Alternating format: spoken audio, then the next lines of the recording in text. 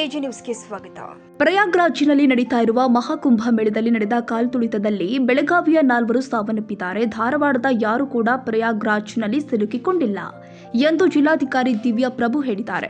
ಸುದ್ದಿಗಾರರೊಂದಿಗೆ ಮಾತನಾಡಿದ ಅವರು, ಧಾರವಾಡ ಜಿಲ್ಲಾಡಳಿತ, ಪೊಲೀಸ್ ಇಲಾಖೆ ಹಾಗೂ ವಿಪತ್ತು ನಿರ್ವಾಹಕ ಘಟಕ ಪ್ರಯಾಗ್ರಾಜ್ನ ಅಧಿಕಾರಿಗಳ ಜೊತೆ ನಿರಂತರ ಸಂಪರ್ಕದಲ್ಲಿ ಇದ್ದಾರೆ. ಧಾರವಾಡದ ಯಾರು ಕೂಡ ಕಾಲ್ತುಳಿತಕ್ಕೆ ಒಳಗಾದ ಬಗ್ಗೆ ವರದಿಯಾಗಿಲ್ಲ. ಕುಂಭಮೇಳ ಬಹಳ ದಿನಗಳ ತನಕ ನಡೆಯೋದ್ರಿಂದ ಜನರೇ ಪ್ಲಾನ್ ಮಾಡಿಕೊಂಡು ಹೋಗ್ತಾ ಇದ್ದಾರೆ. ಕೆಲವರು ಈಗಾಗಲೇ ವಾಪಸ್ ಕೂಡ ಬಂದಿದ್ದಾರೆ. ಸದ್ಯಕ್ಕಂತೂ ಧಾರವಾಡದ ಯಾರು ಕೂಡ ಕಾಲ್ತುಳಿತಕ್ಕೆ ಒಳಗಾಗದೆ ಬಗ್ಗೆ ವರದಿಯಾಗಿಲ್ಲ ಎಂದರು. ಸದ್ಯಕ್ಕೆವರೆಗೆ ನಮಗೆ ಧಾರವಾಡ ಜಿಲ್ಲೆಯಿಂದ ಯಾರ್ದು ಕೂಡ ಅಂತ ಒಂದು ಸ್ಟ್ಯಾಂಪೀಡ್ನಲ್ಲಿ ಪ್ರಾಬ್ಲಮ್ ಆಗಿರೋದು ಕಂಡು ಬಂದಿಲ್ಲ. ನಮ್ಮ ಜಿಲ್ಲಾಡಳಿತ ಹಾಗೂ police control room, district disaster management authority ಅವರು ಸ್ಟೇಟಲ್ಲಿ ಸತತವಾಗಿ ಸಂಪರ್ಕದಲ್ಲಿ ಇದ್ದೀವಿ. ಇದುವರೆಗೆ ಅಂಥ ಒಂದು ಯಾವುದೂ ವಿಷಯಗಳು ನಮ್ಮ ಇದುವರೆಗೆ ರಿಪೋರ್ಟ್ ಆಗಿಲ್ಲ. ಸೊ ನಾವು ಕೂಡ ಅದನ್ನು ಮಾನಿಟರ್ ಮಾಡ್ತಾ ಇದ್ದೀವಿ.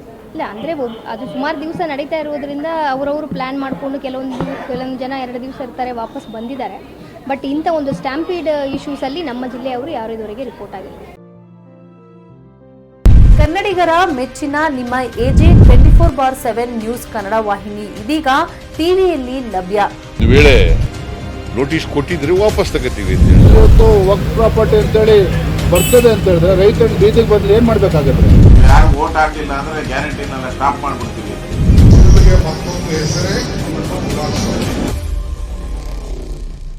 ಕರ್ನಾಟಕ ಮತ್ತು ದೇಶ ವಿದೇಶ 360 ಡಿಗ್ರಿ ಸುದ್ದಿ ಹಾಗೂ ಉತ್ತರ ಕರ್ನಾಟಕ, ಬೆಳಗಾವಿ, ಬಾಗಲಕೋಟೆ, ಧಾರವಾಡ, ಹಾವೇರಿ, ಗದಗ, ಬಿಜಾಪುರ ಜಿಲ್ಲೆಯ ಕ್ಷಣ ಕ್ಷಣದ ವಿವರವನ್ನ ಪಡೆಯುವುದಕ್ಕೆ ಎಜೆ 24/7 ನ್ಯೂಸ್ ಕನ್ನಡ ವಾಹಿನಿಯನ್ನ ಲೈಕ್ ಮಾಡಿ, ವಿಡಿಯೋಗಳನ್ನ ಶೇರ್ ಮಾಡಿ, ಕಮೆಂಟ್ ಮಾಡುವ ಮೂಲಕ ನಮ್ಮ ವಾಹಿನಿಗೆ ಸಹಕಾರ ನೀಡಿ ಮತ್ತು ಚಾನೆಲ್ ಅನ್ನ ಸಬ್ಸ್ಕ್ರೈಬ್ ಮಾಡಿ.